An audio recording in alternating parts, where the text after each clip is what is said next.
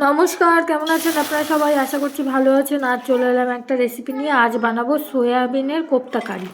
তার জন্য এখানে কড়াইতে জল দিয়ে, জলটা গরম হয়েছে, একটু লবণ দিয়ে সয়াবিনটাকে সেদ্ধ করে নিচ্ছি। আর এখানে নিয়েছি আদা, কাঁচা লঙ্কা, রসুন, মিক্সিতে বেটে নেবো আগে।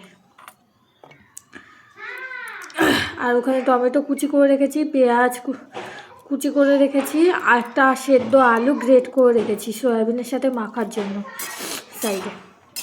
এটাকে ভালো করে সেদ্ধ করে নেব। এটা বাটা হয়ে এসছে। এবার এই সয়াবিনগুলো তুলে গরম জলে চিপে ফেলে দিয়ে তারপরে সয়াবিনটাকে বেটে নেব, বেটে নামিয়ে নেব। এদিকে কড়াই ধুয়ে আবার বসিয়ে দিয়েছি, কড়াই গরম হয়ে গেছে, তেল দিয়ে দিয়েছি। ওদিকে সয়াবিন বাটা দিয়ে আলুর সাথে এবার দিচ্ছি পরিমাণ মতো লবণ, হলুদ, জিরের গুঁড়ো, আর দেবো একটু লঙ্কার গুঁড়ো, একটুখানি গরম মশলার গুঁড়ো দিয়ে এটাকে পেঁয়াজ কুচি দিয়ে মেখে নেব। আর একটু আদা রসুন কাঁচা লঙ্কা বাটাটাও দেবো, দিয়ে এটাকে ভালো করে মাখবো। আর দেবো একটুখানি বেসন, যাতে আর কি এটা একটু বাইন্ডিংটা ভালো হয়। আপনার চাইলে কর্নফ্লাওয়ার, ময়দা, যার যা ইচ্ছা সেইটাই দিতে পারেন। আমার কাছে বেসন ছিল তাই আমি বেসন দিয়েছি। এটাকে একটু মেখে নিচ্ছি, জল ছাড়াই মাখতে হবে। এবার গোল গোল করে যে যেরকম শেপ দিতে চান কোপ্তার আকারে গড়ে এটাকে তেলের ওপর ছেড়ে দিচ্ছি। গরম তেলটাকে না হাই হিট করে নেবেন, নাহলে না লেগে যেতে পারে বা ভেঙে যাওয়ার চান্সটা বেশি থাকতে পারে। এটা তো ভেতরে কোনো কাঁচা জিনিস নেই সামন, এটা আপনারা তাড়াতাড়ি ভেজে তুলতে পারবেন। এবার এটাকে উল্টে পাল্টে ভেজে আমি তুলে নেবো লাল লাল করে।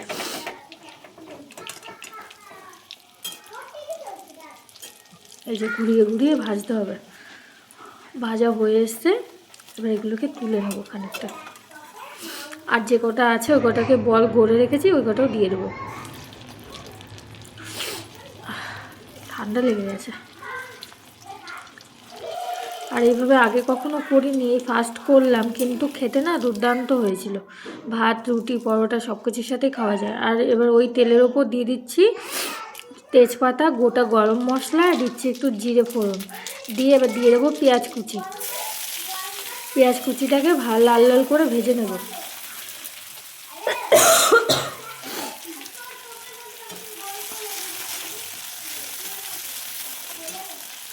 ভালো করে ভেজে নিয়ে দিয়ে দেবো আদা, রসুন, কাঁচা লঙ্কা বাটা ও টমেটো কুচি দিয়ে একবারে ভালো করে কষবো।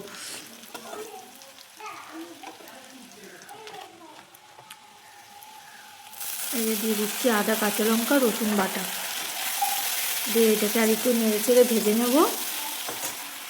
এটা আপনারা চাইলে নিরামিষভাবেও করতে পারেন। আর দিচ্ছি টমেটো কুচি দিয়ে এটাকে কষিয়ে নেব। আর মশলাটাকে না জলে গুলে দেবো, যাতে তেলের ওপর না পুড়ে যায়।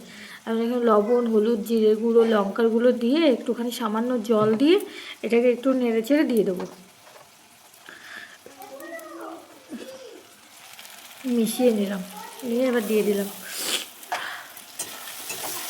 এবার এটাকে কষবো। আর দেবো একটু টক দই।